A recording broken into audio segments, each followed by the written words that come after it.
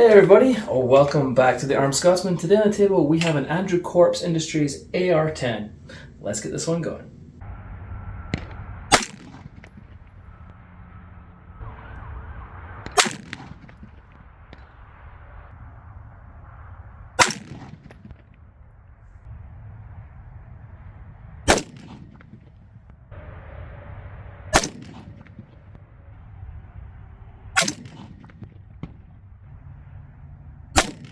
Alright, before we get into this, you're going to probably notice my mic. I have the worst luck with mics. My mic's not working properly. The audio is probably going to sound like crap, so I apologize. Unfortunately, it's just what it is. So it's going to be picking up probably some background noise and things like that. So again, apologies, but there's nothing I can do about it right now. Hoping to fix that in the near future. But yeah, let's go ahead and start off and look at this AR-10 from Andro Corp Industries. I have reviewed their AR-15, their base model AR-15 before, and yeah, check out that review. Solid performer, and especially if you can get it on sale. If you get it on sale, it's one of the best AR-15s you can pick up for the money, in my personal opinion, but check out that review. Anyway, so I decided I'm going to check out their basic AR-10. So they do have their higher costing guns where it has the upgraded furniture and all this kind of thing, but this one is a base model, if you will, almost like it's just a very basic AR-10. There's no real upgrades to this, but don't let it fool you. It's a very sturdy gun, very well made gun. It's just not flashy, but that's okay. So starting at the back, and you'll start off just what I was telling you, like this is their basic bus stock. It comes with it. Now they did say, Andro Corp did say they do intentionally put on this cheap furniture to keep the price down, because they know that most people will go out and buy their own furniture and put it on anyway, and I'm definitely guilty of that. I would say about, 9 out of 10 of the times I buy a new AR-15 or AR-10, I'm changing out the furniture to what I want. So I'm happy for them to keep the price down so I can take this off and save save a few dollars and put on the stuff that I want. But does this work? Absolutely, 100% functional. Is there any need to change it out? No. Is it just nicer to change it out? Yeah. There's some few quirks I don't like about this stock. One being this absolutely terrible fitment. It just, it's just not good. That's why I'm like, get rid of it. Anyway. That aside, doesn't come with a rubber butt pad, and when you're shooting an AR-10, it has obviously more kick than an AR-15, so having a rubber butt pad on here makes it a little more comfortable to shoot. But it does come with the OG sling attachments here and here. Obviously, yes, it is adjustable. You have a mil-spec buffer tube right here, and it is staked in one place, and the staking looks very good, so happy with that. Moving along, now just to go to this optic setup, I don't really want to go into detail with it because I'm going to be creating another video with this combo, but I know people are going to ask me anyway, but this is just a quick rundown. PLX compact 1-in-8 from Primary Arms.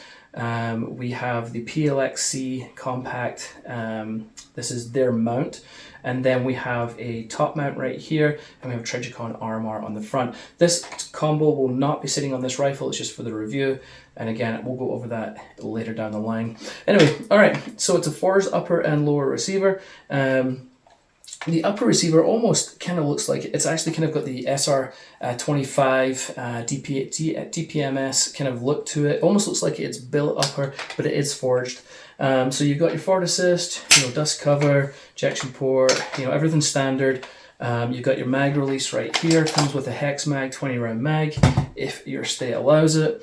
On the other side, it comes obviously with a standard safety and your standard bolt catch and release right there. Again, nothing to write home about. We've got the basic grip right here. Very easy to change out. You can pick up grips for like 20-25 bucks. It's just one screw in there. They're really easy to change out and upgrade that if you wish. Again, works 100%. You don't have to change it if you do not want to. It does work just fine. Coming down to the trigger guard, it's actually all one piece in here, so this cannot be changed out. It does have a slight curve to the trigger guard, which I do like, and if you watch the channel at all, you'll know that I just don't like straight trigger guards. I'm not a fan. Let's check out the trigger. Make sure I put, okay, there we go. So we're gonna check out the trigger. There's absolutely like little to absolutely no take up on this trigger. You're pretty much at the wall. It's got a decent break on there. It's a single stage trigger, not double stage, two stage, it's a single stage. And then you've got the little bit of let out. Very forceful, tactile, and audible reset, which I do like. However, if you're going to be using this more of a precision gun, I would recommend upgrading this trigger to something nicer. It will make a world of difference for you. But again, right out of the box, it's fine. Okay, so let me cover this up. Okay, moving up to the top. This has a 1913 pick reel, as you can see, all the way along the top here. So plenty of room to add whatever you may need. Then it has under this handguard, or excuse me, on this handguard, you'll see it has M-lock slots all the way around, and we're talking like 1, 3, 5, 6.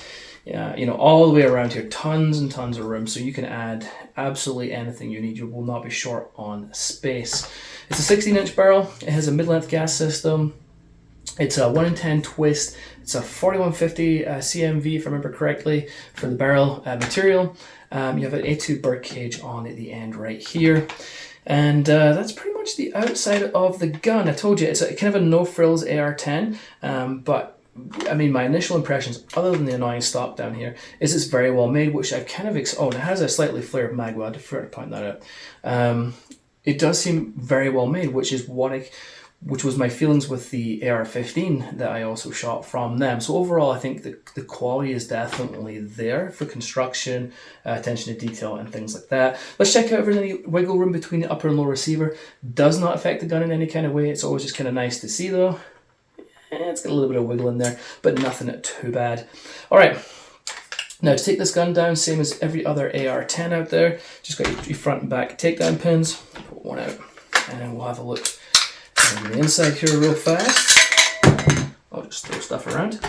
So we have a standard charging handle, nothing fancy about that. And then you have your big beefy bolt carrier grip here. I like to check out the gas key staking, which looks pretty good. And then just make sure there's no blemishes, make sure there's nothing, you know, weird about it. Just give it a quick once over. Everything looks good. All right, so we're gonna head off to the range. We're gonna do an accuracy test, and we're gonna check out a couple of different brands of ammo. And yeah, let's see how this does.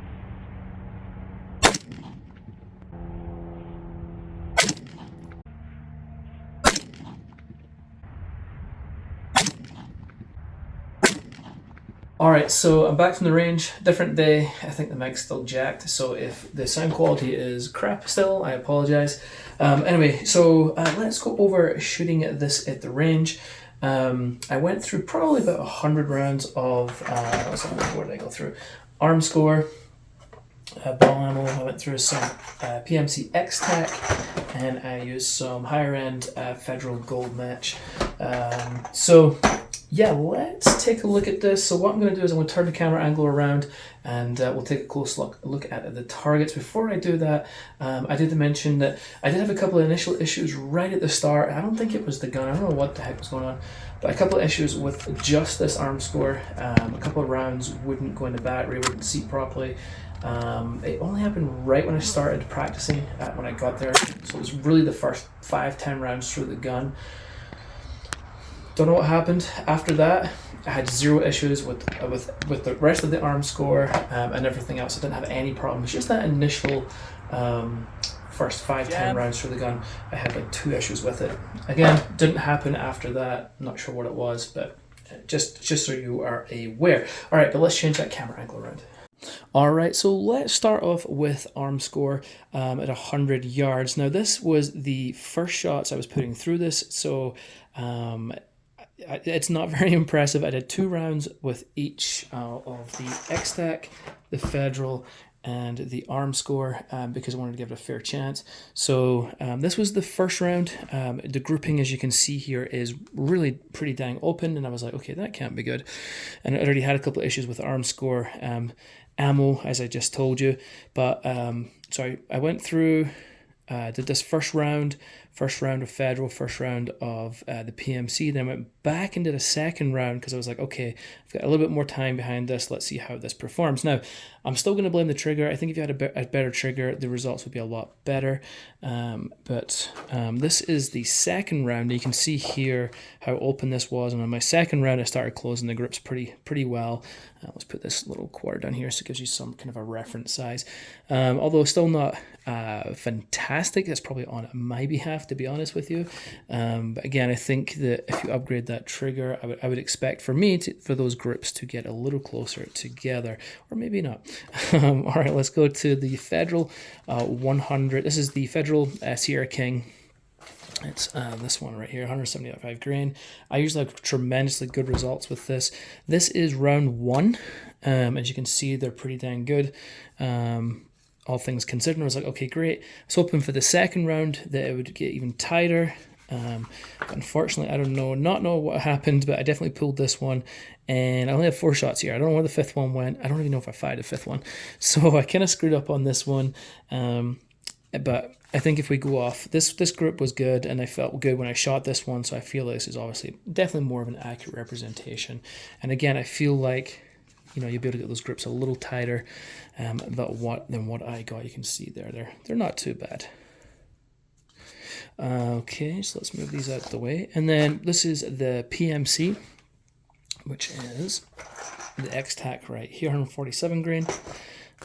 First round, not too bad. I don't know if I changed when I was looking, because it has the chevron on the optic I'm using, and I don't know if I changed the point of it when I was looking at the chevron where I was putting the tip, because I shot these two initially and they grip really well, as you can see, and then I don't know if in my head I'd switched it, because I mean these are grouping about the same, so either way it's not too bad. And then on the second round, I really closed the gap up, which makes me think that I did change where I was putting the chevron on the target tip. So you can see here, PMC 100 yards actually did the best out of that gun. So the X-Tac PMC 147 grain for me performed best with this gun. They're almost keyholed right here. So there is all 5 shots, and that was with 2, and that's a different target for something else. Okay, so overall, the shooting was good, as I said, except from that initial little blip. Don't know what happened. Again, it didn't repeat itself, so I'm not worried about it. You know, and it was the best results of the day with that PMC. You know, these AR-10 60 inches, they're not supposed to be precision guns. I mean, yes, they're supposed to be accurate, but they're not like bolt guns and stuff. So I'm more than happy with the accuracy at 100 yards. Very nice. Overall, again, I've already said this, I really like Andro Corp. I think they're a great company. When I've emailed in the past, when I was asking questions on my previous video, I mentioned that the owner replied to me less than 24 hours. I can't remember the time frame now. It was really, really quick answering my question, so I was really impressed with that. Overall, I think Andro Corp, they're putting out some really great rifles. Now, again, I've only done the base models. They do have their higher tier, fancier rifles, however you would like to put it. But if you're looking for a solid AR-10 under $1,000, definitely check this one out. I really do like Andro Corp as a company, and I really hope that I can review more of their guns in the future. So that's pretty much it from me. If you have any questions, any comments, please ask them below. I'm happy to help out wherever I can. And that's it. Until next time, I'll catch you later.